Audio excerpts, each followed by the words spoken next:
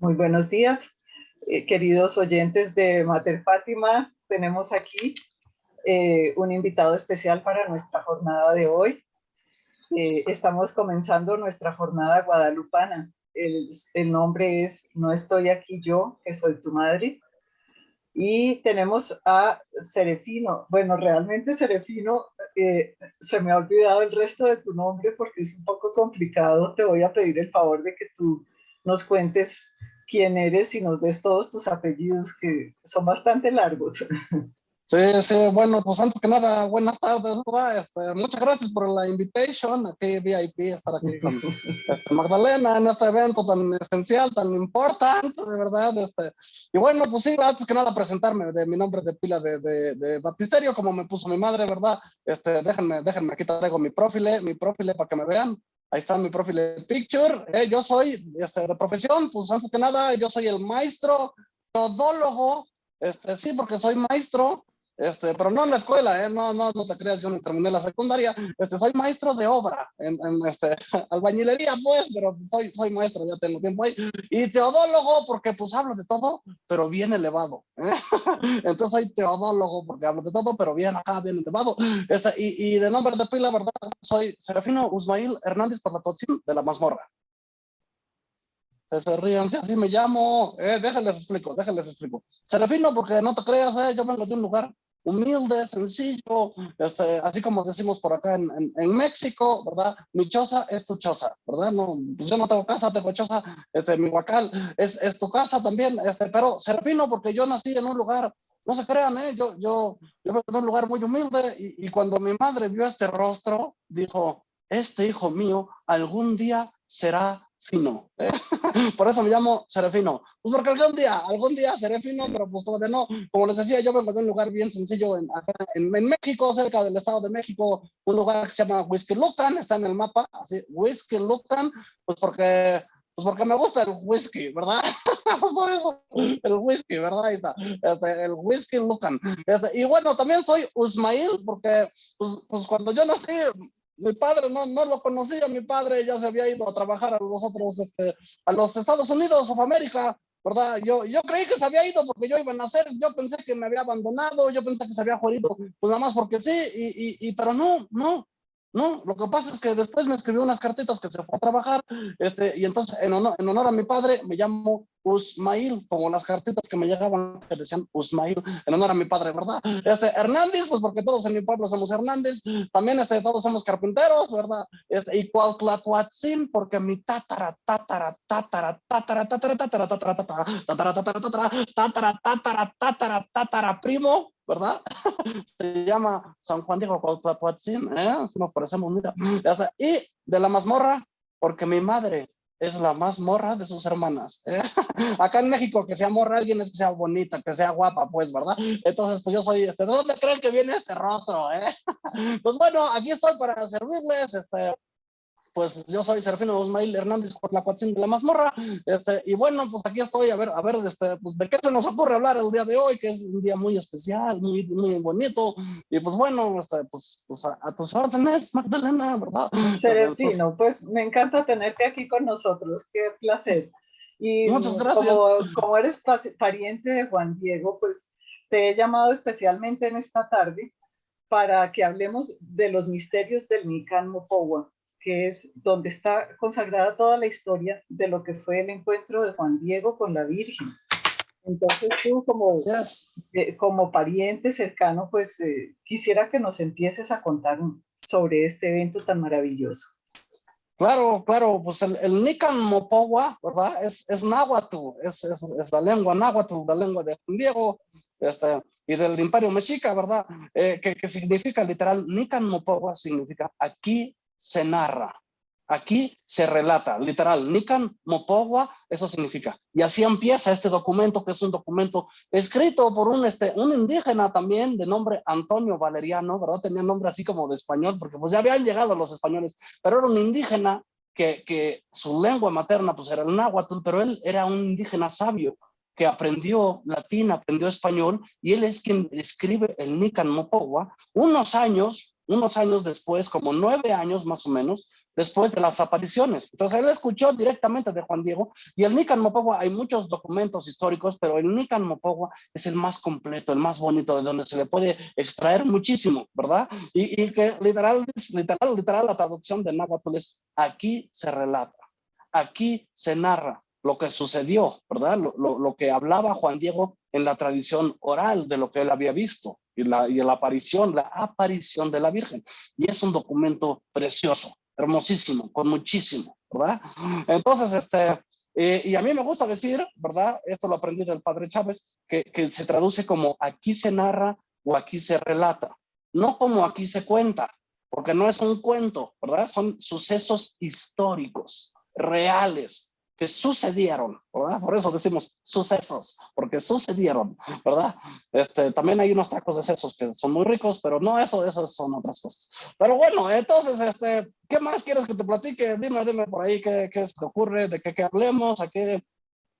Pues a mí me encantaría que nos cuentes qué pasaba en México, o sea, cómo era antes de que llegaran los españoles y de todas estas apariciones, cómo era la vida, cómo era la cultura, porque hemos oído mucho sobre la llegada de los españoles, de Hernán Cortés, a ese pueblo azteca que encontraron, que parece que tenía una cultura avanzadísima.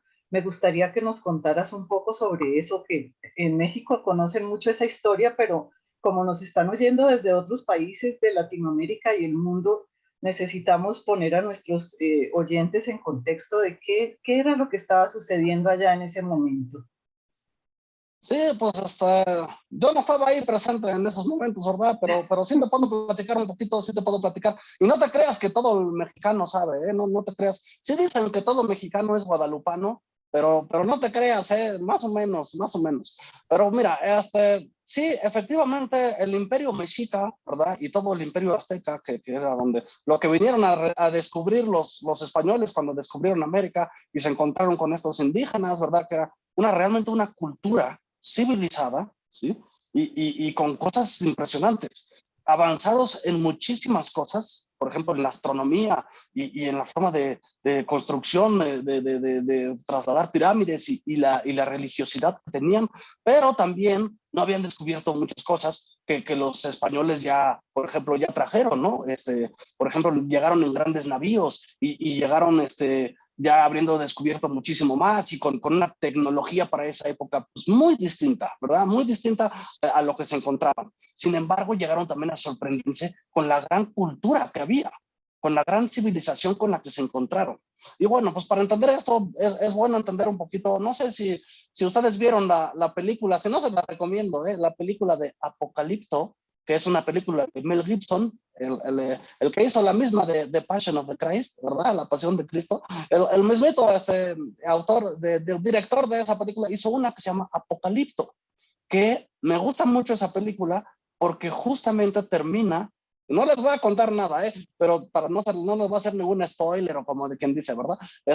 Esto termina la película con la conquista, con la llegada de los españoles. Y es precisamente ahí donde comienza este libro de La Verdad de Guadalupe, de Monseñor Eduardo Chávez, que yo les recomiendo que lo hagan así, que de tarea se los dejo, que vean la película de Apocalipto de Mel Gibson, que es toda la cultura mexica, y después lean este libro para que comprendan a profundidad el significado de cómo era su cultura y cómo era sobre todo su religión.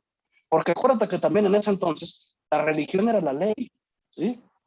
La ley no era lo que decían los políticos, que luego no coincide, ¿verdad? Pero la religión tenía cierta, la ética, la moral se vivía ya desde ahí. Entonces, vamos a ver, ¿quiénes eran este imperio? ¿Qué tenía?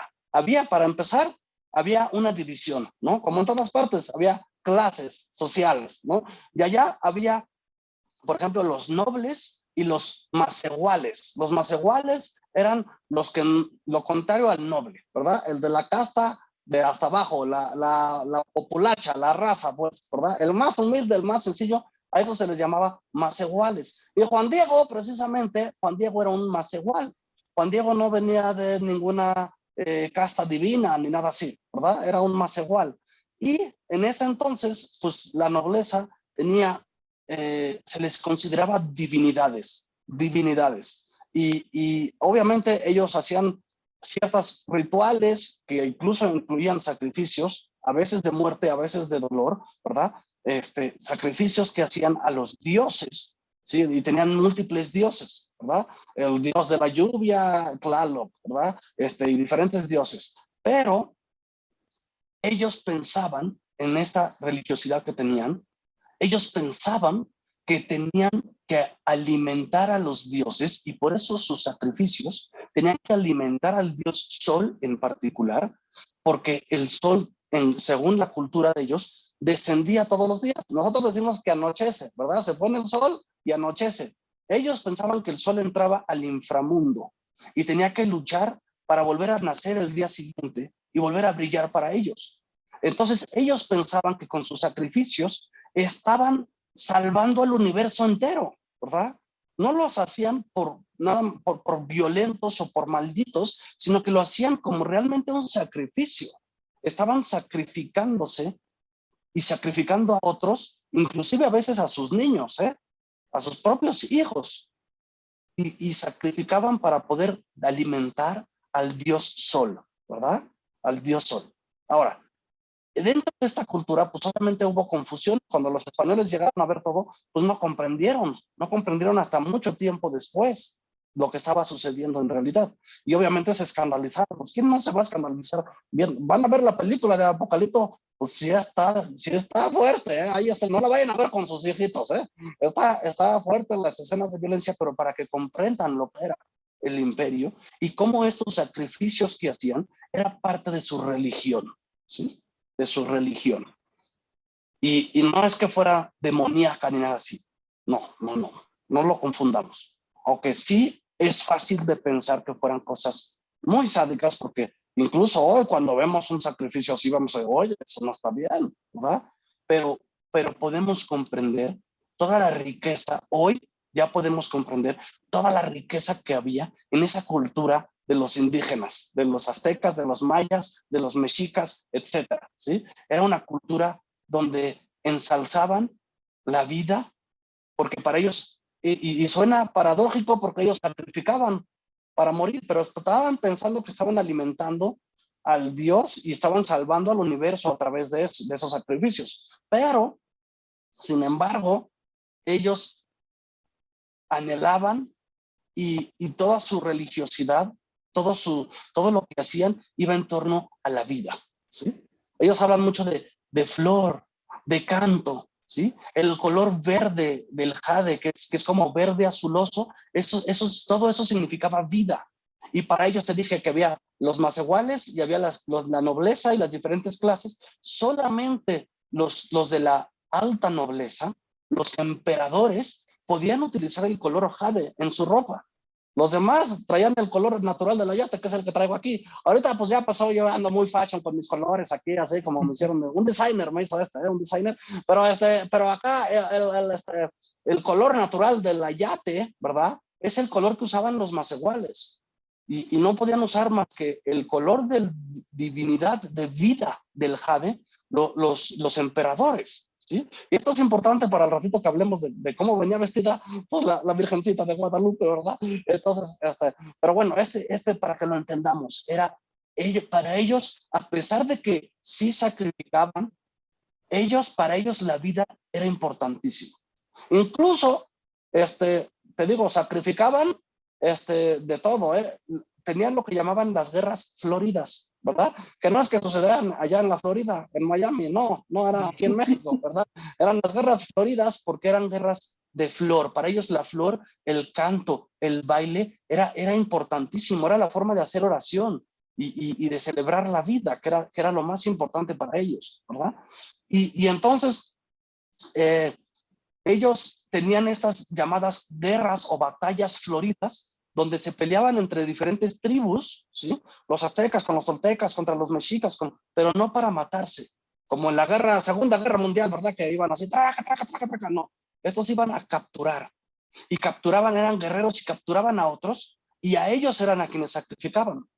Pero también a veces sacrificaban hasta a sus propios hijos. Por ejemplo, al dios Tlaloc, al dios de la lluvia, hacían sacrificios sobre de sus hijos para hacerlos llorar, porque pensaban que haciéndolos llorar era darle al dios Tlaloc para que lloviera, ¿sí? Imagínate, estaban en el error, sin duda alguna, sí estaban en el error, pero ellos no sabían que estaban en el error. Y la razón por la que hacían realmente estos sacrificios de dolor, que realmente les dolía hacerlos, pensaban que era porque estaban salvando el universo y para que tuvieran vida, ¿sí? Entonces, eso, pues obviamente, cuando llegaron los españoles y los frailes, pues no entendieron luego, ¿verdad? No entendieron luego. Pasaron algunos años y fueron captando, sobre todo algunos, ¿verdad? Sobre todo algunos. Pero bueno, esta es una breve introduction, ¿verdad? Una breve introduction. Yo les recomiendo que vean la película de Apocalipto de Mel Gibson, ¿verdad? Está disponible por ahí, la pueden ver. Apocalipto de Mel Gibson, para que entiendan y vean eso, lo vean tal cual, porque lo hace maravilloso y ves los colores que usaban y ves, incluso está en náhuatl la película, ¿verdad? O en maya, no sé si es maya o si es náhuatl, pero ahí está. Y además de eso, ven, sí está cruda, porque sí se ven los sacrificios como eran, pero tiene que ir acompañado ver esa película de leer este libro. La verdad de Guadalupe, de Monseñor Eduardo Chávez, ¿sí? Los que no lo puedan conseguir me mandan un correíto, al final les dejo mis datos, me mandan un correíto y yo les ayudo a conseguirlo. Pero tiene que ser así, la película y después el libro, ¿ok? Para que comprendamos, porque si no, con la pura película van a decir, pues está bueno los efectos, pero pues no entendí, ¿verdad? Estaba medio sádica. No, para que vean cómo era esto de las guerras floridas que les estoy diciendo y cómo se capturaban para hacer estos sacrificios, para poder alimentar al sol y salvar al universo. Ellos pensaban que en sus manos estaban salvando el universo. ¿Mm? Pues bueno, hasta aquí mi reporte de los mexicas. Si quieres, empezamos a hablar un poquito de qué sucede cuando llegan los españoles, ¿no? Sí, cuéntanos cómo es ese proceso de conquista, qué es lo que ellos encuentran, qué es lo que ellos hacen y cómo logran imponerse sobre esta raza, pues que parece que era muy guerrera, muy violenta. Mira, yo he oído que hasta en un momento dado Hernán Cortés quemó sus barcos para que sus soldados no pudieran volver nuevamente a España. Pues es probable. Yo no soy el historiador tan culto como tú, Magdalena, ¿verdad? Pero hasta puede ser que sí. Sí he leído yo eso por ahí, la triste noche de Hernán Cortés, ¿verdad? Pero bueno, lo que nos importa más que Hernán Cortés es hablar en general, de lo que estaba sucediendo, ¿sí? Pues llegaron los españoles, ¿verdad? Y obviamente, pues se maravillaron con descubrir un mundo nuevo, se maravillaron con descubrir gente en un mundo nuevo, y sobre todo se maravillaron con descubrir, pues lo que ellos consideraban tanta riqueza, ¿verdad?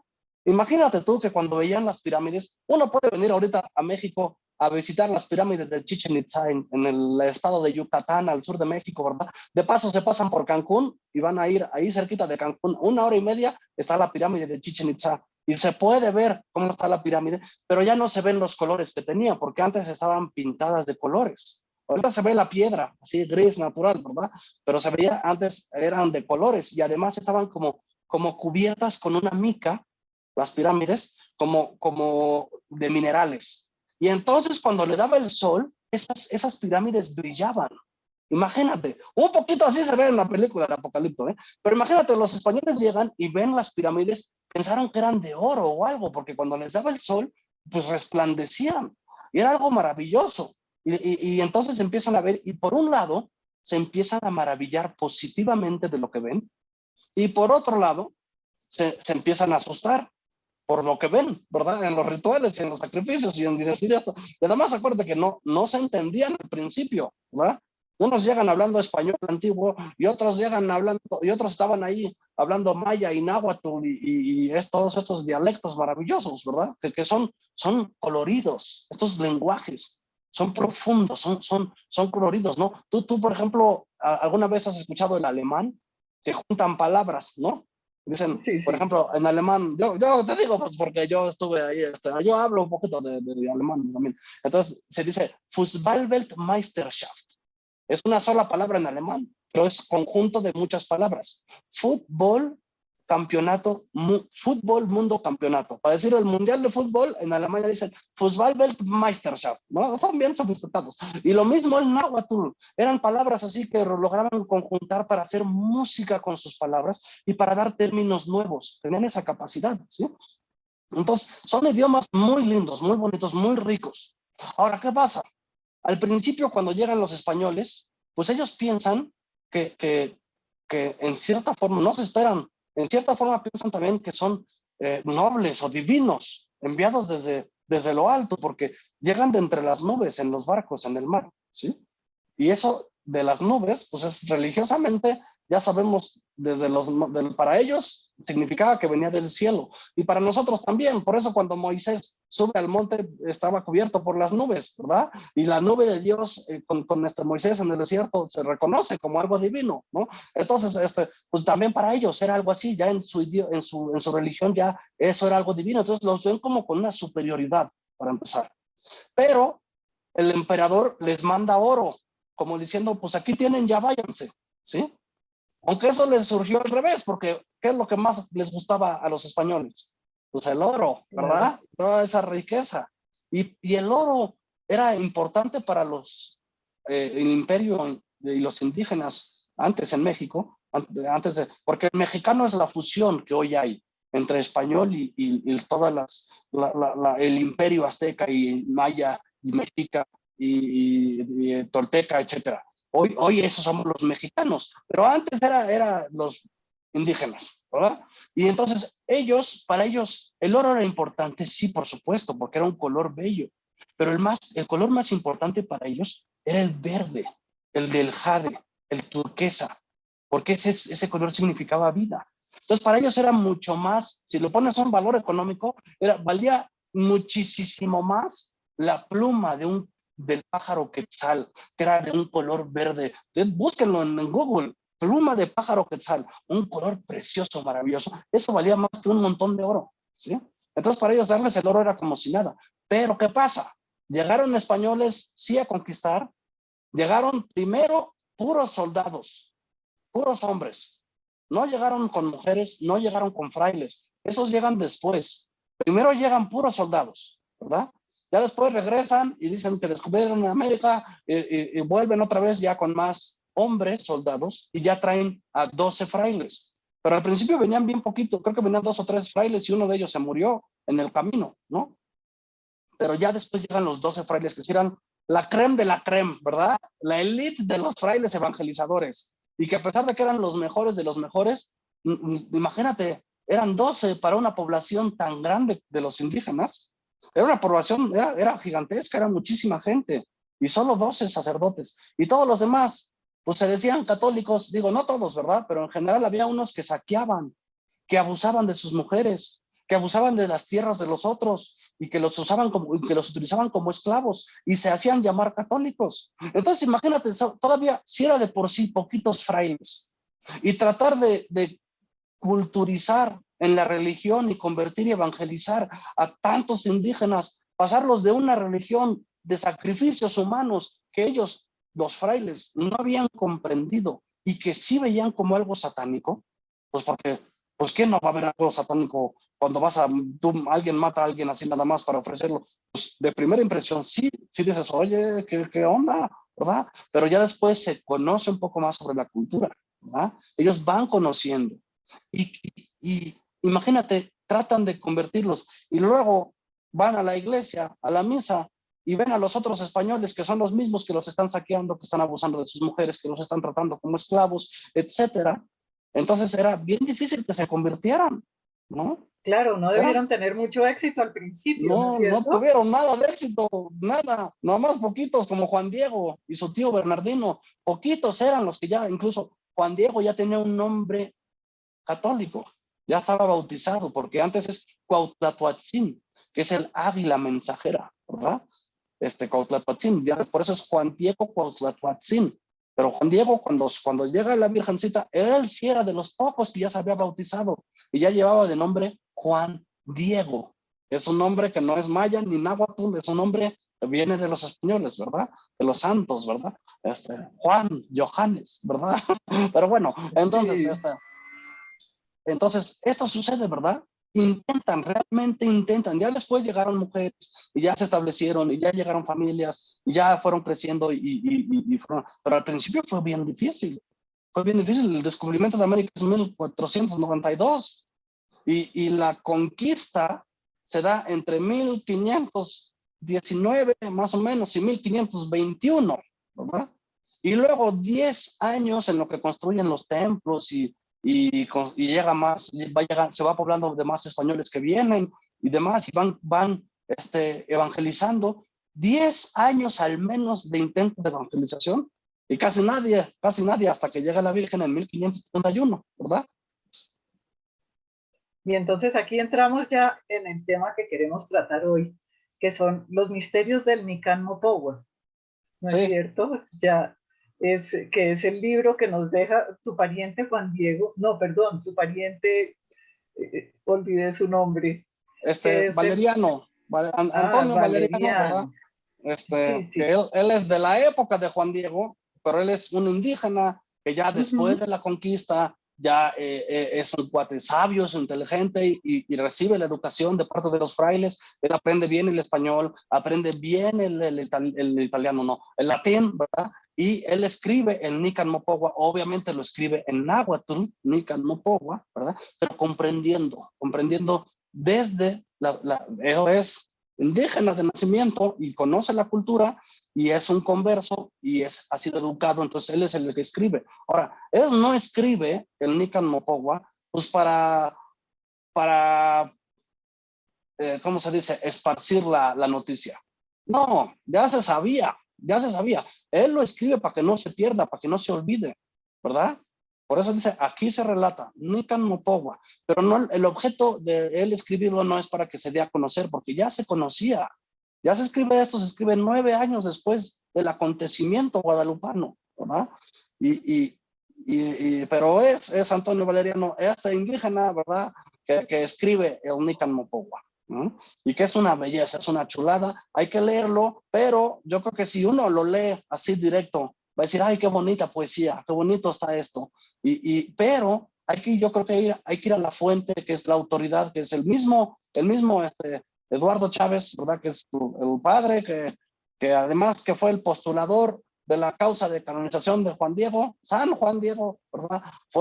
También es el director del Instituto de Estudios Superiores Guadalupanos y es la autoridad en el tema. Y él tiene varios libros, incluyendo este que les acabo de mostrar, donde viene narrado en Nican Mopohua, pero con explicaciones, así de un enunciado y va explicado, y otro enunciado y va explicado. Y tiene otro libro que es Nican Mopohua, así, y es del puro Nican Mopohua, ¿verdad? El otro te cuenta más. Pero para que busquen la fuente y se enriquezcan con esta, que sí es una poesía, pero de que relata un hecho histórico. ¿Y por qué digo que es una poesía? Porque el náhuatl es poético. El náhuatl es un lenguaje, un idioma profundo, muy rico, ¿verdad? Y por eso hay que entenderlo e interpretarlo con también los hechos históricos y los demás documentos históricos, que lo hace muy bien el padre Chávez, para que le echen un ojo, ¿eh? Pero bueno, entonces, llegamos al Nican Mopohua, donde se relata precisamente el acontecimiento de la aparición de la Virgen de Guadalupe, ¿verdad? Y en efecto es una aparición, ¿sí? Se aparece la Virgen de Guadalupe. Entonces, pues ya saben un poco la historia, ¿verdad? A Juan Diego, un indígena humilde, hasta ella le dice humilde, el más pequeño de mis hijos, el más pequeño, ¿verdad? El más insignificante, el más menos, el más nada, que ahorita pues es santo, ¿verdad? Y no cualquier santito, pero ella elige, así es Dios, así elige a los más sencillitos, humildes, a los que uno cree incapaz de poder llevar un mensaje tan importante, ¿verdad? Y bueno, pues ya sabemos la historia, le aparece y le pide que le construya una casa, pero en el Nican Mopohua, esa primera aparición, ¿verdad? Es bellísima como está redactada, porque dice que Juan Diego va caminando por ahí y de pronto escucha desde el monte cantos y como si la naturaleza le respondiera a esos cantos, y entonces entra como una especie de éxtasis, ¿verdad? Y como que es atraído por eso y se acerca y sube, y entonces empieza la conversación entre ellos, ¿verdad? Y como le dice a ella, vente juntito a mí, ¿verdad? En náhuatl le dice, ¿verdad? Vente juntito a mí. Y él que la ve vestida vestida con esos colores. La reconoce inmediatamente como una emperatriz venida del cielo por la cultura, ¿verdad? Él ve su cultura indígena, la ve en ella, vestida de emperatriz. Y dice, ¿cómo yo? ¿Cómo yo? ¿Cómo yo? Y ella le dice, Socoyotito, Socoyotito, ¿verdad? Que es como un apodo de cariño, ¿verdad? Es como decir, así como cuando nosotros decimos a los hijos, ay, tesoro, mi vida, mi tesoro, ¿verdad? Pues Socoyotito, es como si le estuvieras diciendo, ay, mi hoja, mi flor viva, mi color jade de mi collar, ¿verdad? Es mi tesoro, le está diciendo así Socoyotito, ¿verdad? Es de cariño, un cariño materno hacia el hijo, el más pequeño de sus hijos. Entonces, es importante ver esa relación que hay entre la Virgen y Juan Diego, porque esa misma relación de la Virgen con Juan Diego es la relación que tiene para todos nosotros. A todos nosotros nos llaman Socoyotitos, ¿verdad? Mírame aquí con esa ternura, con ese amor materno, con esa disponibilidad, llamando a aquellos, a los que estén, a los que se sientan indignos, a los que estén lejos, a todos, llamándolos. ¿Qué no estoy yo aquí que soy tu madre? ¿Qué más has de menester? ¿Qué más vas a necesitar? Si aquí estoy, aquí estoy. Esa presencia nos hace falta. Y habrá que acercarnos. Pero bueno, así como Juan Diego se acercó, ¿verdad? Y entonces, pues ya conocen la historia. Hay 5 apariciones, ¿verdad? La quinta es donde ella pronuncia su nombre de María de Guadalupe, Santa María de Guadalupe, la madre del Dios por quien se vive, ¿sí? A su tío Bernardino, ¿verdad? Porque si se acuerdan que Juan Diego, en una de esas apariciones, pues dice, híjole, si me vengo por aquí, si me voy, mejor voy a rodear, porque si no me voy a encontrar con la señorita y me va a pedir, y yo tengo que ir a por un sacerdote y un médico para mi tío que se me está muriendo, y para no encontrarme con él, pues voy a rodear, y ahí se le aparece, ¿verdad? Y le dice, tú no te preocupes. Y después ella se le aparece a Bernardino y lo cura de su enfermedad, ¿verdad? Entonces, bueno, pues ya conocen toda la historia, o si no, pues vale la pena leerla aquí en el libro, ¿verdad? Porque si no se nos acaba el tiempo para explicarles otras cosas, pero son 5 apariciones de la Virgen, cada una con, una, con un mensaje único, con una profundidad y con mucho que nos deja la Virgen por analizar. Por ejemplo, que él se tenga que presentar Juan Diego frente al obispo porque la Virgen se lo pide. O sea, la Virgen misma se somete a la autoridad eclesial. Eso es importantísimo, ¿no? Eso es importantísimo, que la Virgen misma se somete a la autoridad eclesial. Y entonces, imagínate, pobre Juan Diego. Y eso sí me lo pongo a pensar. Eso no viene aquí en el libro, eso sí me lo puse a pensar yo. Juan Diego, que tiene que ir ahí a que le den cita con el obispo. ¿No crees que dejan pasar así como por su casa?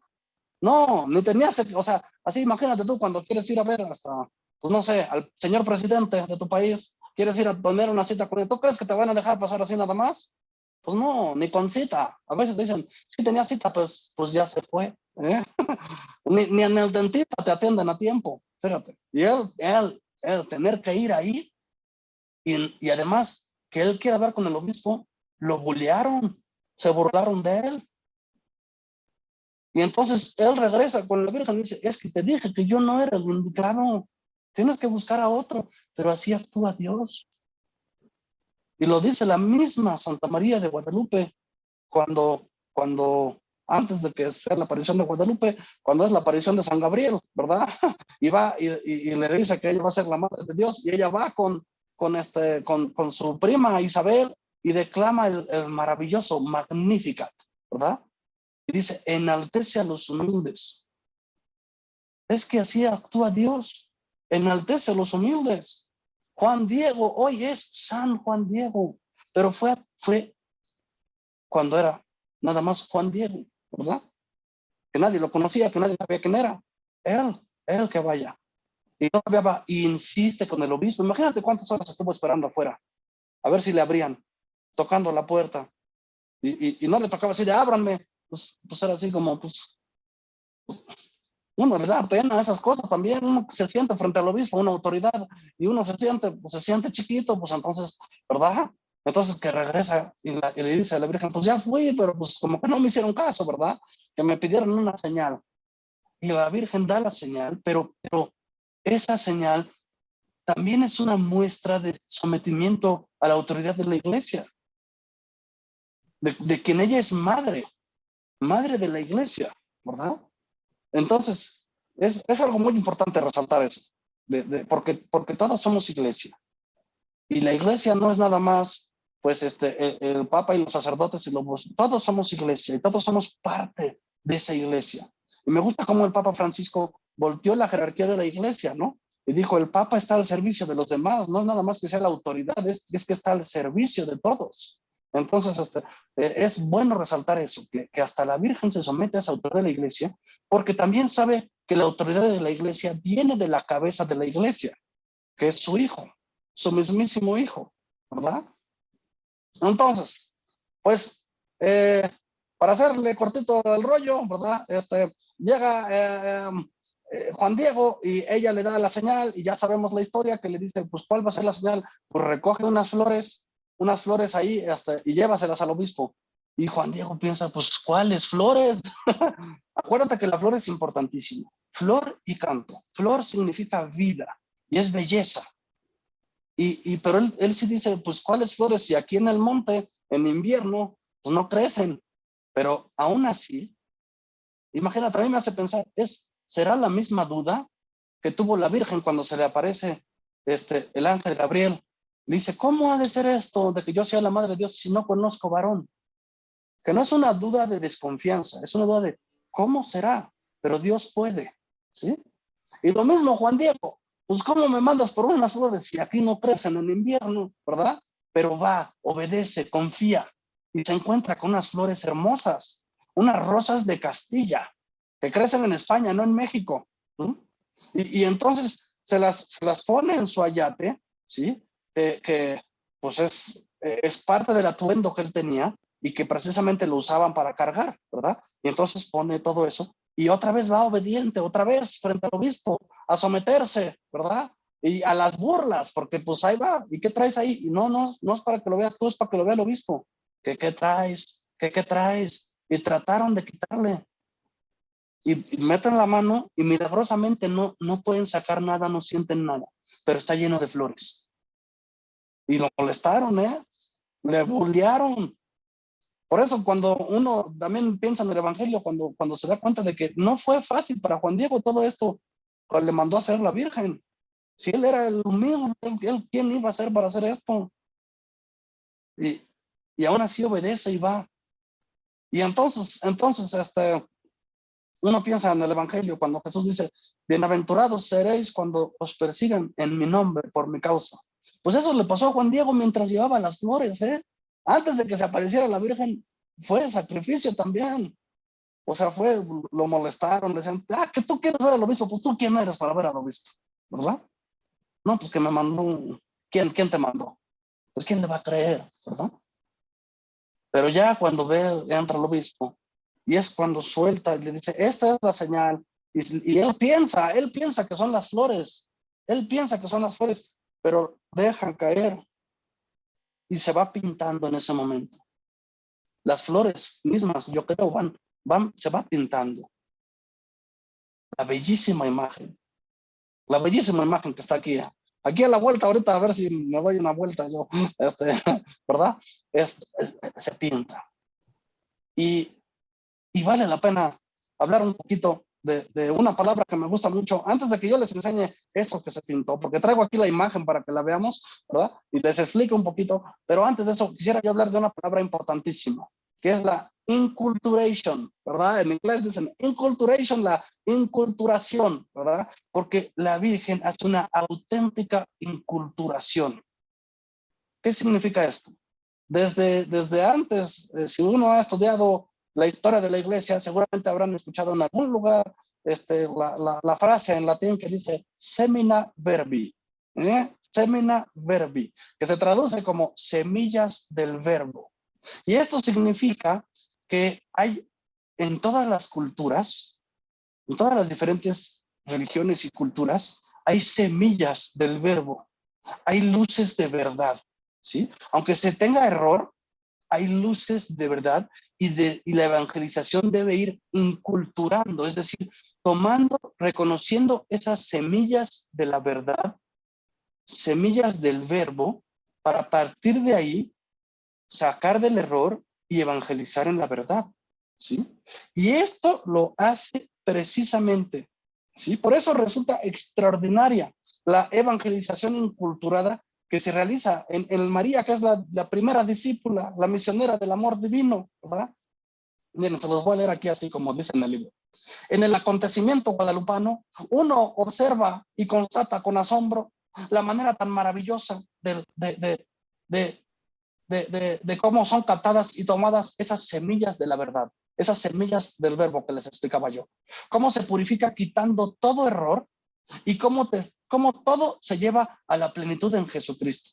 Así se detiene todo sacrificio humano, pero se capta el fondo del alma indígena, de pretender ser responsables del equilibrio del universo, de pensar que ellos eran los responsables de alimentar a los dioses con lo más preciado, con su propia vida, su propia sangre, de pensar erróneamente que los corazones y la sangre de las víctimas mantenían la supervivencia de todo lo que existía. Por lo tanto, del mismo ser humano. Precisamente en el acontecimiento guadalupano se toma lo bueno y lo positivo que realmente existía en el fondo del alma indígena. Se purifica de los crasos y terribles errores, así como de la idolatría, y se conduce al ser humano a la plenitud en el único sacrificio verdadero, el de Jesucristo, nuestro Señor en la cruz, ¿verdad? Entonces la Virgen logra tomar eso, lo bueno y lo que tenían, y a través de eso explicarles y traerles a Jesús. Y yo vine a entender esto cuando leí este libro, apenas hace unos años. Imagínate toda mi vida mexicano, naciendo aquí, yendo a visitar a la Virgencita de Guadalupe, y no entendía todo esto, pero vale la pena entenderlo, ¿sí? Es una inculturación porque toma de la cultura las semillas del verbo y no aplasta y dice que la cultura está mal, sino resalta lo valioso, pero para llevarlo a una verdad plena. Eso es la inculturación, ¿verdad? Y lo hace perfectamente la Virgen. Eso que no lo intentaron hacer los frailes, los misioneros evangelizadores, que eran la élite, la creme de los frailes, de los que vinieron a México, ¿verdad? Por eso luego uno ha de pensar que pues por eso España está como hoy, porque se fueron los frailes, la élite de la élite por acá, ¿verdad? Pero bueno, entonces, déjame poner aquí una imagen, ¿verdad? Que les quiero mostrar de la Virgen de Guadalupe. Es la original, esta es la única imagen digitalizada de la Virgen de Guadalupe, ¿verdad? La única oficial, bueno, es la que viene en las estampitas de la Virgen de Guadalupe en la Basílica y es la imagen oficial, ¿verdad? Es la única foto digitalizada tal cual. Pues otras hay pinturas muy bonitas, pero esta respeta tal cual es la imagen tal cual. Y tiene una gran riqueza, muchísima profundidad. Mira, vamos a verlo así. Primero unos detalles científicos, ¿verdad? El ayate está hecho de ixtle. El ixtle, ¿verdad? Es la fibra del maguey, ¿sí? Es una fibra que normalmente se descompone a los 30 años, ¿verdad? Ahora que estamos en 2021, estamos precisamente a 10 años de que sean 500 años del hecho histórico del acontecimiento de la aparición de la Virgen de Guadalupe, ¿verdad? Estamos a 10 años de que se cumplan 500 años y este material se debió de haber descomponido a los 30 años y no se ha descomponido todavía. Se dice descompuesto, pero es que el personaje el descomponido no se ha descomponido. Entonces, el pigmento de la pintura con el que está pintado la Virgen, porque sí está pintado sobre el ayate, sí está pintado, ¿sí? El pigmento, ya se han hecho análisis, y no es vegetal y no es animal. ¿Ustedes qué tipo de pintura usan? Cuando pintan con colores, cuando se pintan las uñas, cuando pintan, siempre cualquier pintura, cualquier color proviene o de animal o de vegetal. Y esta no sabemos de qué es, no sabemos qué es. Ahora, un detalle muy interesante es que se hizo un estudio sobre las estrellas del manto de la Virgen, ¿verdad? Y está alineadas las estrellas del manto de la Virgen en la constelación del 2 de diciembre a las 10 y fracción de la mañana, bueno, en la mañana que fue cuando se apareció, ¿verdad? El 12 de diciembre, así cuando a las 10 y pico de la mañana, justo es la constelación, pero vista no desde nosotros hacia el cielo, sino desde arriba del cielo hacia la tierra.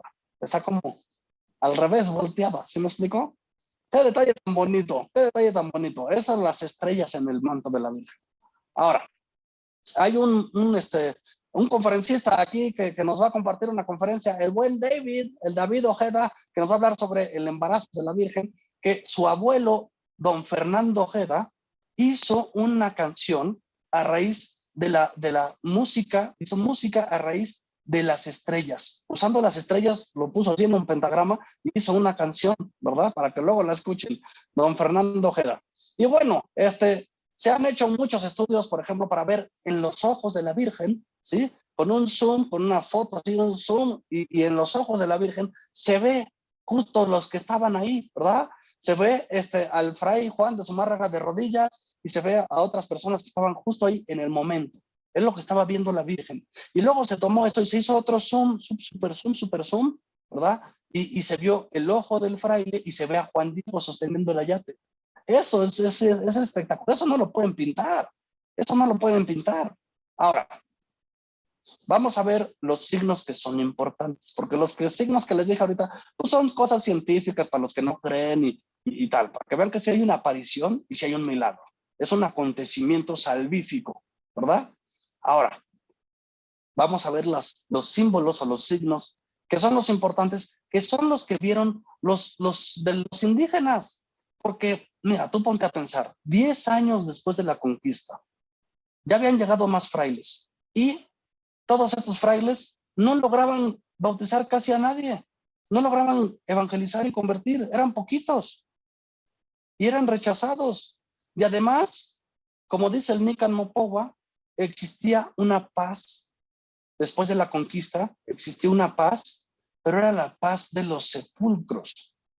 Porque imagínate, después de la conquista, pues ya no había sacrificios humanos y ya no había guerras floridas, ya no había guerra entre españoles y entre conquistados y conquistadores. Pero era una paz, sí, pero una paz de luto, de dolor, de duelo. Porque pues en primer lugar se dieron cuenta que no era necesario que sacrificaran a los seres queridos o se sacrificaran entre sí para que saliera el sol al día siguiente. Entonces imagínate el dolor de decir, nosotros pensábamos que teníamos que alimentar al sol y ahora nos damos cuenta que el sol nace sin que lo alimentemos. Qué dolor todos los sacrificios que realizamos. Y también por los abusos que había por parte de los españoles. Había paz, pero una paz de luto. ¿Sí? Y entonces no lograban evangelizar. Y ahora llega, se aparece Santa María de Guadalupe, la Virgen Madre del Dios por quien se vive. Y mira lo que ellos ven. Porque ellos ven el ayate, lo contemplan y piden bautizar. Piden que los bauticen. Y es tal la cantidad de bautizados que los frailes no podían sostener su mano. De tantas veces que tenían que hacer así, en el nombre del Padre, yo te bautizo en el nombre del Padre, y echarle agüita, ya no podían sostener su mano. Eso está documentado históricamente. Ya no, o sea, necesitaban a alguien que les sostuviera la mano para hacerle así. De tanta gente, que eran miles y miles y miles de bautizos al día. ¿Pero por qué se empezaban a bautizar? Por esto que veían. Veían esta imagen. ¿Y qué veían? Para empezar, alrededor de la Virgen no es el color natural de la llave. Este es el color natural, ¿verdad? Alrededor ven un gris, como de nubes. Estos son nubes alrededor de la Virgen. Y si se acuerdan, hace rato hablábamos de que cuando algo viene de las nubes es porque viene de la divinidad, viene del cielo. Y además la ven vestida con el color del jade. Entonces esta la ven como una emperatriz de la divinidad. Y detrás de ella está el sol. ¿Se fijan? Los rayos del sol están detrás de ella. Y para ellos el sol era importantísimo, era el rey sol al que alimentaban con los corazones. Y hay algo muy curioso aquí. Se puede ver los rayos del sol atrás, pero se ve aquí abajo algo oscuro, negro. ¿Saben qué es? Es la luna. Está parada sobre la luna, ¿verdad? Como en el Apocalipsis. Una mujer parada sobre la luna. ¿Y por qué la luna se ve oscura? Porque eso pasa precisamente cuando te pones frente al sol, es como un eclipse. Y para el calendario indígena, justo es el año 13 caña. En su calendario indígena coincide con 1531, 13 caña. Para ellos ese año era el fin del mundo. Ya se acababa y empezaba una nueva era, pero se acababan ellos. Entonces, acababa una era, pero acababan ellos. Y por eso era algo, y había habido ese año 3 terremotos y estaban esperando un cuarto terremoto. Y había habido un eclipse, que para ellos un eclipse, si ellos alimentaban al sol que descendía al inframundo, imagínate un eclipse del sol, pues era como, ¿qué está pasando? Se está muriendo el sol. Y había habido un eclipse, ¿sí? Entonces esto es importantísimo. Y lo vemos aquí. Está el sol detrás de ella. Pero si tú te tomas una foto en la playa con el sol detrás en el atardecer, en la foto, si no le pones flash, va a salir la pura silueta como la luna, te vas a ver oscuro. Pero entonces, ¿por qué la Virgen de Guadalupe no está oscura? Ah, porque el sol, el Dios sol que nos ilumina, está en su vientre. Y toda la iluminación es acorde al sol de su vientre y no al sol que está detrás de ella. La luz y toda la forma de la pintura, las sombras que hay en la pintura, salen a partir del centro, de su vientre. Él es el verdadero Dios por quien se vive. Y hay otros detallitos que ven. Por ejemplo, la ven con el pelo suelto. La Virgen trae el pelo largo, suelto. Eso solo lo pueden hacer las vírgenes. Las que ya no eran vírgenes ya no podían usar el cabello suelto. Pero al mismo tiempo trae la cinta esta que trae aquí, ¿sí la ven? Se ve de color negro. Es una cinta que llevaba sobre el vientre para denotar que está embarazada. Entonces ellos al mismo tiempo están viendo que es virgen y que es madre. Y les empieza a cuadrar la persona de Cristo de la cual le hablaban los frailes. Y todo el intento de evangelización en ella les empieza a cuadrar, porque ven a una emperatriz que es virgen y madre. Y además, si lo vemos de cerca, aquí en su cuello sí tiene una cruz, sí tiene la cruz de su hijo. Si se ven, trae como una medallita y trae una cruz, y ellos se identifican en el símbolo de la cruz. Y también hay una inculturación porque está uniendo a las diferentes culturas. Ellos ven la cruz, ¿sí? Y ven en la vestimenta indígena y se están uniendo ambas culturas. Y también, si se fijan, la mano derecha de la Virgen es más güera, más mona, más blanca. La mano izquierda es más oscura, porque está uniendo ambas culturas.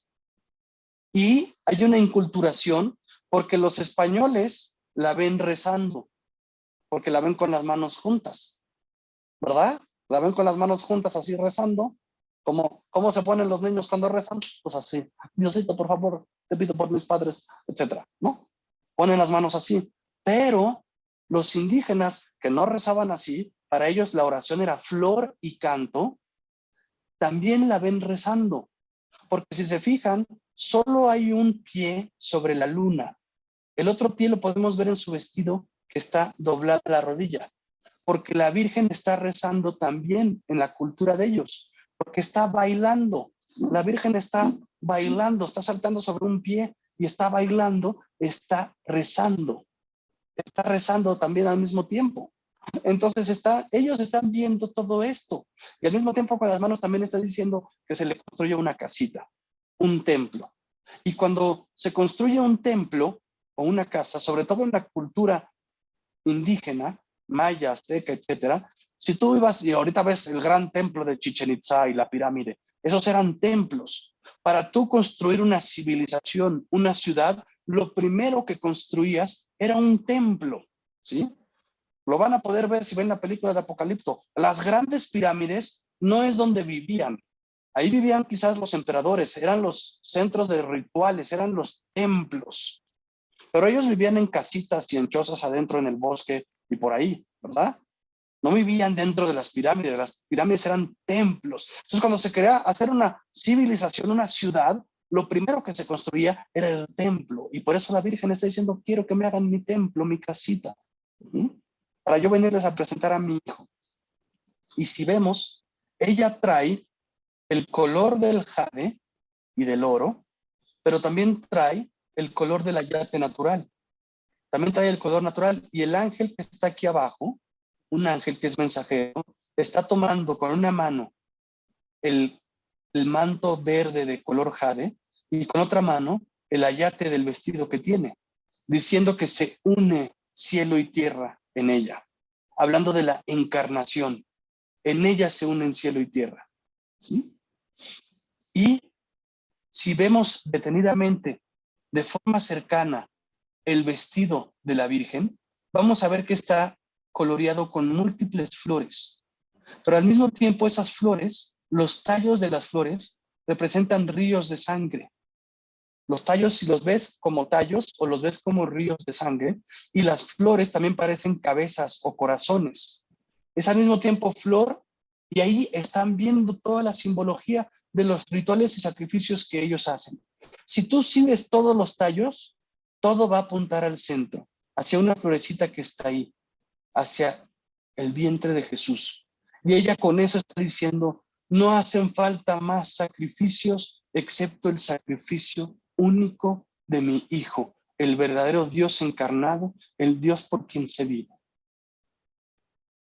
Y bueno, creo que ya me pasé del tiempo, pero creo que con esto es suficiente para terminar y dejar aquí con la imagen de la Virgen de Guadalupe, Santa María de Guadalupe, y así podamos comprenderla más, cómo ella es la gran evangelizadora, cómo ella es la madre del Dios verdadero por quien se vive y toda la riqueza que hay dentro de ella. Yo apenas resumí un poquito, les recomiendo ampliamente que vean la película de Apocalipto y luego lean este libro, La Verdad de Guadalupe, o cualquier otro libro de Monseñor Chávez, ¿verdad? Que es la autoridad en el tema, que ha hecho toda la investigación histórica y está muy fundamentada, ¿eh?